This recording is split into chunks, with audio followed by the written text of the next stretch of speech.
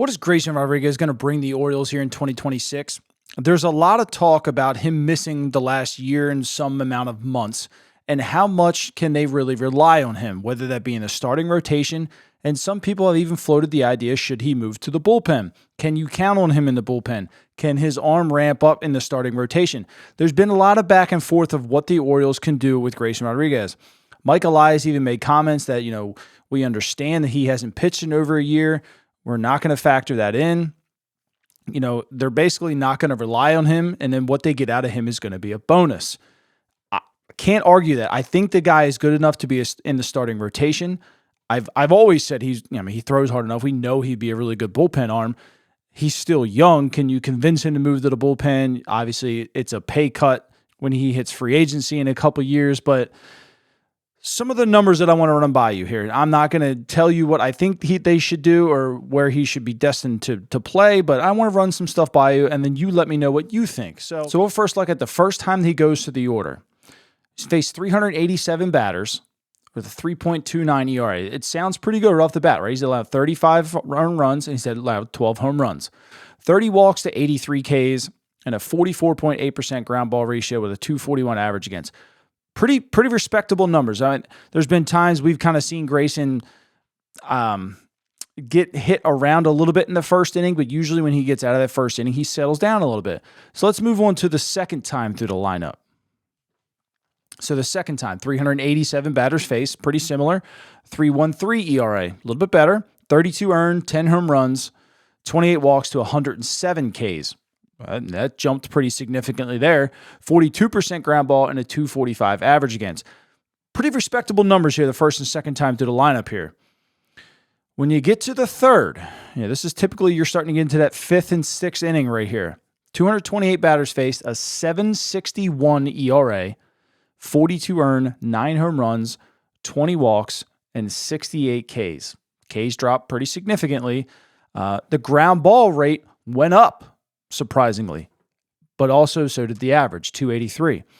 Now, why I kind of talk about this is, look, the guy throws hard. You put him in the bullpen, he's going to be able to chuck it up near 100 miles an hour, but he's shown flashes of being a very good starting pitcher in this league. So when you kind of see some of these numbers and see a guy who does struggle a little bit into the sixth inning, are you okay with him coming out in the fifth all the time and then here and there, if he can kind of navigate through the sixth inning, leaving him out there? Or do you want to maybe, let him compete for a back-end bullpen spot? It remains to be seen here. So I'm going to kind of show you a little graphic here between, what he has going on with his the ERA per inning along with xFIP. And I'm going to give you a little explanation here of what xFIP is. So it's the stat that estimates a pitcher's expected run prevention independent of the performance of the defense. It's based on outcomes that do not involve the defense, so strikeout, walks, hit by pitches, fly balls allowed. xFIP uses those stats to approximate a pitcher's ERA, assuming the average outcomes on balls in play and a league average home run per fly ball ratio. So why this is important here? Look at some of these numbers, right? First inning ERA, like I talked about, sometimes Grayson does get hit around a little bit in that first inning. Is he 100% ready to go out of the bullpen? Is it a lack of focus? Or is it just because you're facing a team's best hitters? I don't really know. But the xFIP is pretty high. And as you can see, as he goes on, the xFIP gets better. The ERA gets worse. So this leaves me baffled, to be completely honest with you. Absolutely baffled. I don't know what to take of this. One of the first things I think of when I kind of see this, a high ERA in the sixth inning and a pretty good xFIP here, how much of this was Brandon Hyde taking out Grayson Rodriguez, with 5 2/3 or 5 1/3 and bringing the bullpen in, with runners on, and they're giving up his runs? How much of this actually is Grayson Rodriguez, and how much of that was Brandon Hyde just yanking his guys way too early? So there's a trade-off there. Obviously, it's really hard to go down and pinpoint if that was happening. Was his runners on getting allowed in or not? The xFIP would probably tell you that maybe that is the case, but it's hard to argue when you do look at that ERA. Imagine this coming out of the bullpen. You know, this right here, when you're humming it up 99, 100 miles an hour multiple times, right? It's hard to hit. Hard to hit. I mean, Bryce Harper right there, 99 with a little bit of movement to it. Mike Trout right here, 98, top of the zone. Like, Grayson Rodriguez would be a damn good bullpen arm. 100 mile an hour right there. Anthony Rizzo, like, couldn't catch up. So let's look at the fastball stats, right? He's thrown 1,939 total fastballs since 2023. Now, 1,920 of them have reached at least 93 miles an hour, hit 310 average. As you can tell, obviously, the faster it gets, the less the average is. It's kind of common sense, right? Why I show you this graphic, though, right? We've seen Grayson hit 99 and 100 as a starter. Obviously, I just showed you some of the clips. But he has to kind of tame himself and limit himself.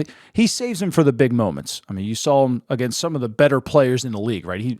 He's humming it up against those guys. He doesn't have to save himself coming out of the bullpen, right? You can, every pitch, hum it up 98, 99, 100 miles an hour and be effective and be hard to hit, as we see by the numbers. You don't have to tame yourself into that 93 to 95 till you can try to get into the sixth inning. So that just makes him a better pitcher at this point. I mean, his breaking balls are incredible.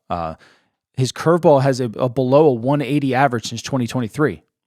The slider is not great in my opinion, but because it's about 84 to 85 and it looks like a fastball coming out, that difference between 95, 98, and 85, it's a pretty big deal. It's got enough movement.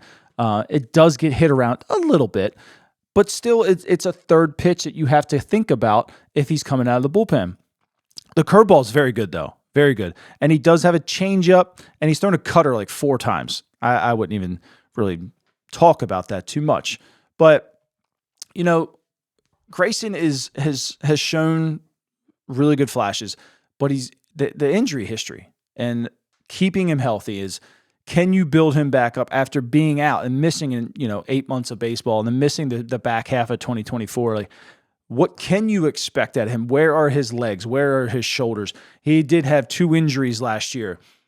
Can he hold up in the bullpen for that even? I mean, you're using sometimes bullpen arms are used 60, 70, 80 times a season. Can he take that?